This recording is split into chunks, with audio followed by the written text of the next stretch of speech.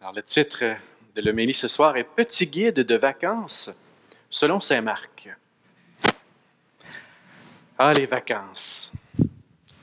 On aime les vacances. Parfois, on se prépare pour nos vacances pendant des mois et on peut vivre des vacances très différentes. Peut-être qu'il y en a qui sont en vacances en ce moment, peut-être qu'il y en a qui s'est déjà fait, peut-être qu'il y en a que ça s'en vient.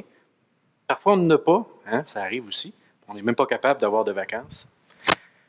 Des fois, on se fait des plans pour nos vacances extraordinaires et ça ne marche pas du tout comme prévu. Il peut arriver toutes sortes d'événements.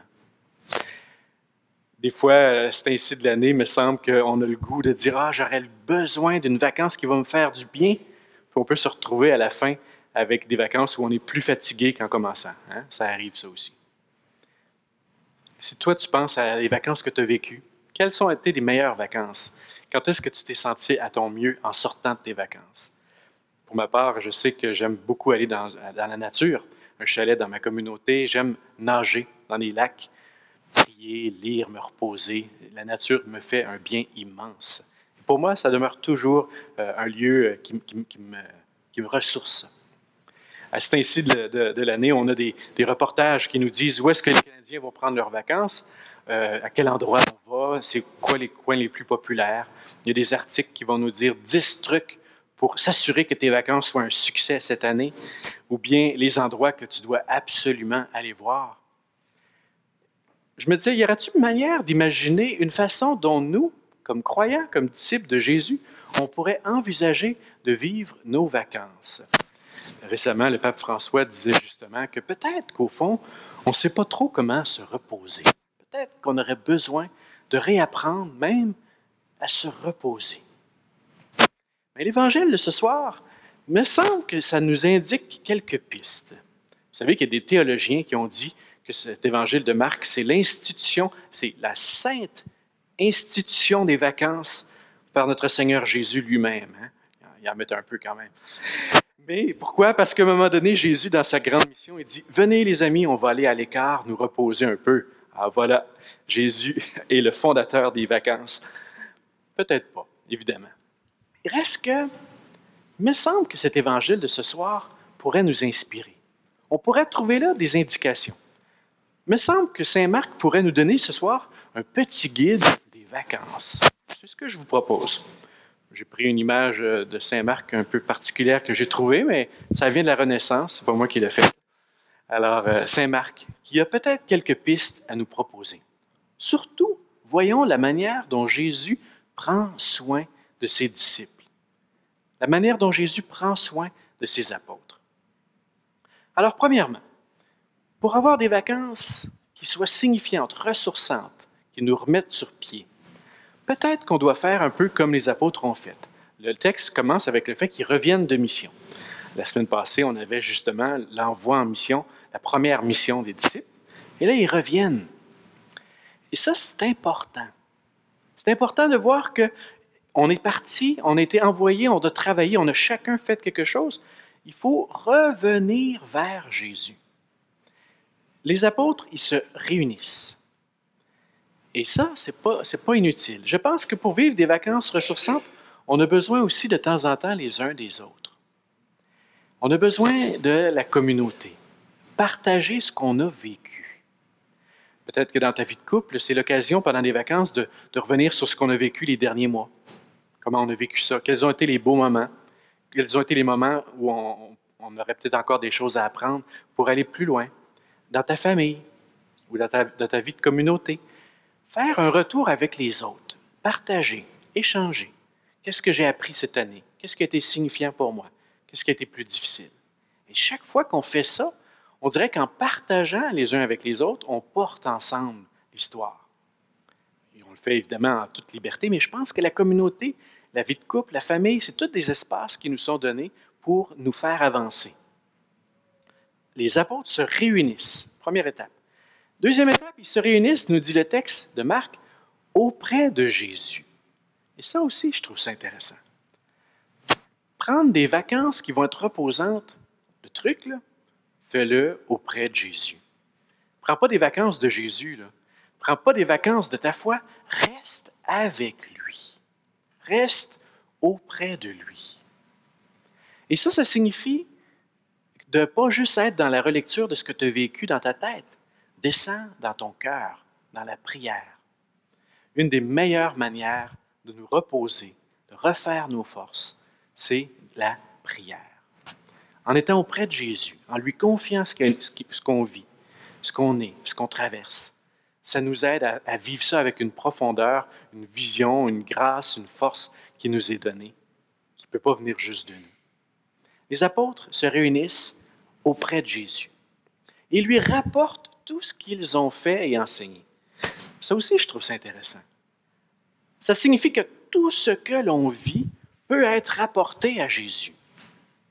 Toute notre vie peut trouver un sens nouveau si on le met en lien avec Jésus.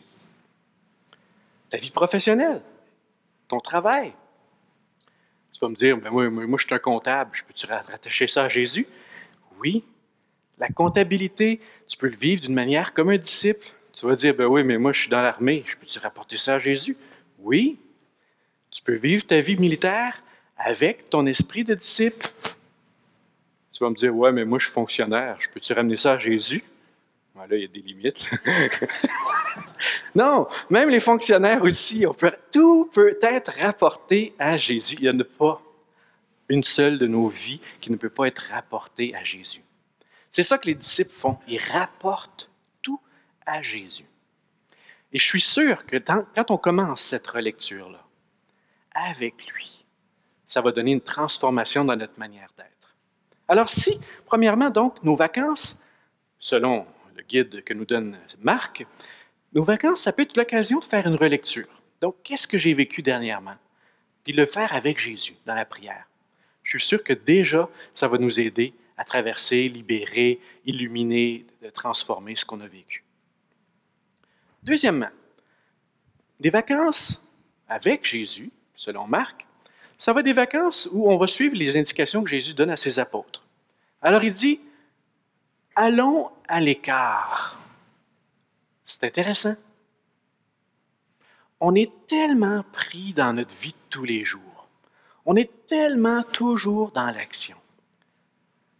Des vraies vacances, un vrai repos, c'est de prendre un recul, vivre un écart, venez à l'écart, prendre un retrait, se retirer un petit peu.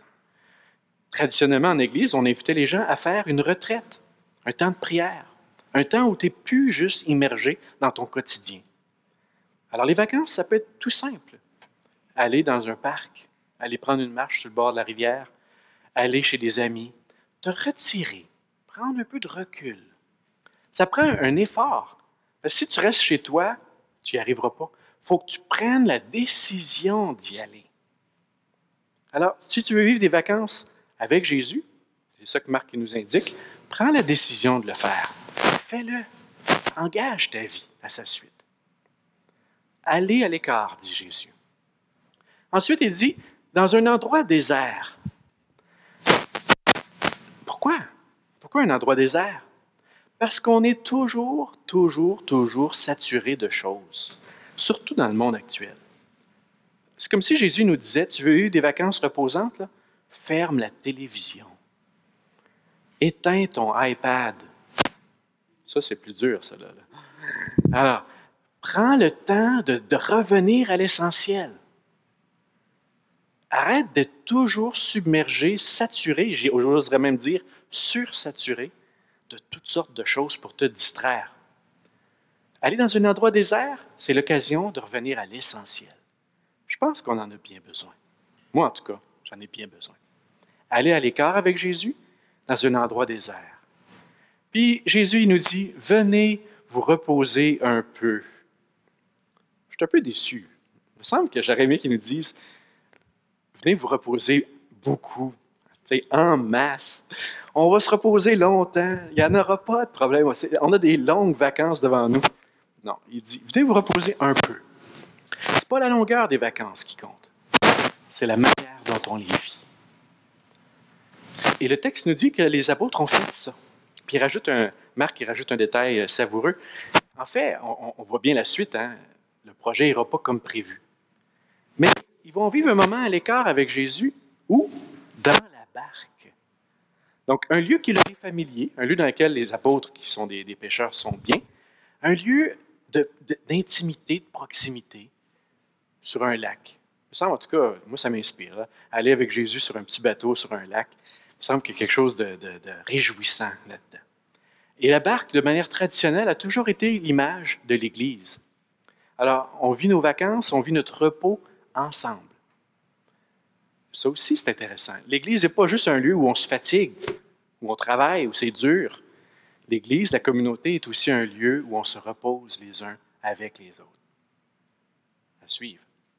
Mais là, imaginez le beau projet. Venez les amis, on s'en va à l'écart.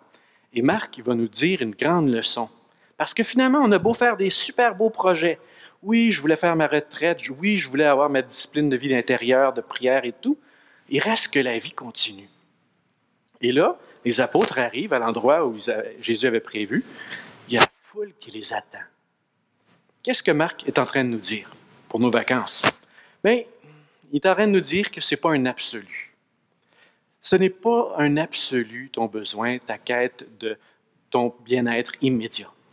Ce n'est pas négatif, ce n'est pas à négliger, mais ce n'est pas à absolutiser. Il faut accepter que des fois, il va y avoir des circonstances hors de notre contrôle. Puis il y en a que c'est ce qu'ils vivent en ce moment. Ça peut être quelqu'un dans votre famille qui est malade, qui a besoin de soutien. Ça peut être un décès, vous devez vous faire proche, les deuils d'amis, de famille. Ça peut être des circonstances financières, professionnelles qui font qu'on n'a pas les moyens. Différentes choses peuvent arriver. Finalement, on est soudainement pris devant le fait que, ouais, c'est pas ça que je voulais, mais c'est ça qui est ça. Comment Jésus montre à ses apôtres à ce moment-là? Il me semble que ça parle encore de vacances. Comment il le fait? Mais je dirais de deux manières. D'abord, on voit Jésus, comment il va agir. Comment Jésus va agir? Il débarque du bateau, il voit la foule. Le texte nous dit qu'il est saisi aux entrailles. Le mot grec est hyper fort. Ce n'est pas juste que « Ah, ça me touche, là. Ah, c'est quelque chose. » Non, Jésus est comme bouleversé devant les besoins de la foule. Puis il va agir, il va passer à l'action. Le texte, il ne nous dit rien des apôtres à partir de là. Les apôtres, ils ont comme disparu. Hein, c'est Jésus.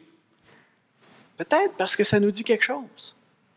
Dans tes vacances, dans mes vacances, si on continue de regarder Jésus, pour voir comment lui, il est berger des gens, il prend soin des autres, j'ai encore à apprendre, moi, là-dessus. Toi aussi. Si on regardait Jésus, comment lui, il voit les autres, voir Jésus, voir les autres.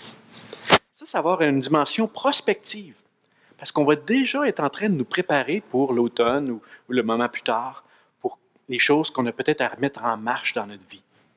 Nos vacances, tournées vers Jésus, deviennent un autre espace, un autre moment d'apprentissage. Il n'y a rien qui est perdu. Mais deuxièmement, et c'est peut-être ça qu'on a besoin d'entendre en vacances aussi. À un moment donné, on voit que les apôtres ne font rien. Là, c'est Jésus qui agit. Peut-être, oui, peut-être qu'on aurait besoin des fois de rien faire, puis de laisser Jésus agir. Les apôtres ne font rien, alors que la foule est là. Jésus, c'est lui qui passe à l'action. Peut-être que dans mes vacances, c'est l'occasion de déposer tout ce qui me préoccupe. Toutes mes angoisses, mes responsabilités, de les déposer dans la prière. Ça peut être ça aussi, les vacances. On ne se coupe pas du monde, on n'est pas en fuite du monde. On reste connecté dans notre monde. Mais à un moment donné, il faut accepter que ce n'est pas moi qui est le sauveur du monde. Ce n'est pas toi non plus. C'est une grande nouvelle que je vous annonce ce soir. Mais prenez-la pendant que ça passe. Non, tu n'es pas sauveur, c'est lui. Donc, de temps en temps, là, lâche prise, dépose ça. Ça va te reposer, bien plus que du soleil. Ça va te faire du bien. Laisse Jésus être le sauveur. C'est lui, c'est pas toi, puis c'est pas moi. Alors, en conclusion, moi, je dirais, il me semble que, même si ce n'est pas l'institution officielle des vacances par Jésus, il me semble que l'Évangile ce soir nous donne des vraies pistes, surtout d'une manière très simple, en nous montrant à travers toute l'imagerie très forte du bon berger, comment Jésus veut prendre soin de ses apôtres.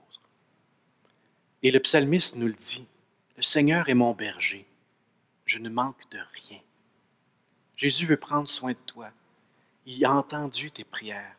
Il est à l'écoute de tes besoins. Il est avec toi. Le Seigneur est mon berger, je ne manque de rien. Et c'est comme si à travers ça, Jésus, il est le berger de ceux qui vont être appelés à être des bergers. Donc, il est le berger des bergers. On est appelés à prendre soin les uns des autres. Mais pour ça, peut-être qu'on a besoin de temps en temps de laisser Jésus prendre soin de nous. Je pense qu'on en a tous besoin. Alors, merci à l'évangéliste Marc de nous donner des petites consignes comme celle-là. Puis je vous souhaite, avec peut-être son inspiration, ses intuitions, de vivre des belles vacances. Reposons-nous avec Jésus. Amen.